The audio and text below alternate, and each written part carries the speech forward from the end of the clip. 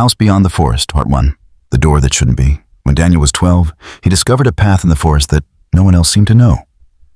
It twisted between trees, dark and silent, until it ended at an abandoned wooden house.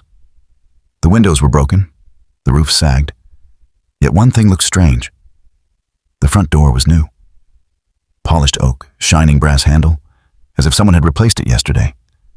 He felt a pull, like the house wanted him to enter. Against his better judgment, Daniel turned the handle. The door opened soundlessly, revealing not the dusty ruin he expected, but a brightly lit hallway lined with portraits. Faces stared at him, men and women he didn't know, yet their eyes followed him as if alive. At the end of the hallway stood another door, darker, older, carved with strange symbols. He reached for it, then heard a whisper behind him. "Don't open it." Daniel spun around. No one was there. He took a deep breath, turned the handle anyway, only to find the door locked. But as he touched the carvings, the wood grew warm beneath his fingers. From the other side came 3 heavy knocks. Part 2. The portraits speak. Daniel staggered back from the door, his heart racing. The knocks echoed again, louder this time. The portraits along the hallway seemed to lean forward, their painted lips curling into faint smiles. A voice, hollow and deep, whispered from behind the door. "You found the way.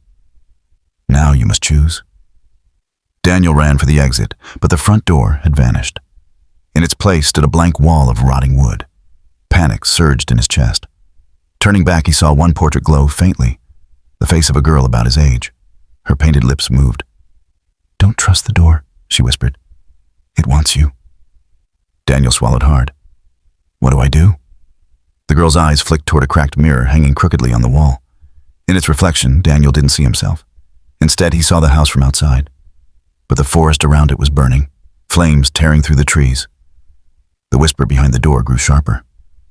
"Open, and I'll show you the truth." Daniel's hand shook as he reached again for the brass handle, and this time, the lock clicked open. Part 3. The truth behind the door. The door creaked inward, revealing a staircase spiraling down into complete darkness. Cold air rushed out, carrying the scent of damp earth and something metallic. Blood, perhaps. "Come," the voice urged. "Your place is waiting." Daniel forced himself down the steps, each one groaning under his weight. At the bottom, a vast chamber stretched out, lit by candles. The portraits from upstairs now hung on the walls here too, but the eyes were no longer painted. They blinked. They were alive, trapped behind glass. And at the center of the room stood the girl from the glowing portrait, no longer painted, but real, pale, trembling, yet smiling faintly. "You freed me," she whispered. "Now someone must take my place." Before Daniel could react, the candles flared, and he felt invisible chains tighten around his arms. The girl stepped past him, climbing the stairs toward freedom, while the portraits watched hungrily. Daniel screamed, but the door slammed shut above. The last thing he saw was his own reflection forming on an empty frame, his eyes painted, his mouth frozen in silence. The house had claimed its new portrait. The end.